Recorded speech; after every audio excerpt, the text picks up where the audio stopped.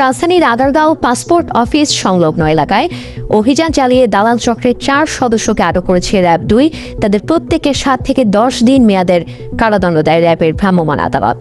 গোপন খবরের ভিত্তিতে সোমবার সকাল 10টায় আগারগাঁও পাসপোর্ট অফিস এলাকায় অভিযানের নামে র্যাবের এক্সিকিউটিভ ম্যাজিস্ট্রেট। 2 ঘণ্টাব্যাপী চলে অভিযান। র্যাব জানিয়েছে সংঘবদ্ধ একটি দালাল চক্র পাসপোর্ট অফিসের সামনে এবং পার্শ্ববর্তী ব্যাংকে টাকা জমা দেওয়ার সেবা প্রার্থীদের পাসপোর্ট ফর্ম পূরণ, ফর্ম সত্যায়ন, কাগজপত্র ঘাটতির কথা সহ নানা কথা বলে সাধারণ মানুষকে প্রলোভন দেখায়।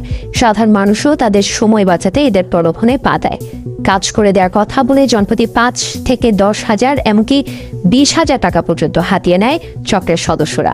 পাসপোর্টের সেবা প্রার্থীরা দালালদের কথায় রাজি না হলে তাদের নানাভাবে বিরক্ত করার অভিযোগ রয়েছে দালাল চক্রের বিরুদ্ধে।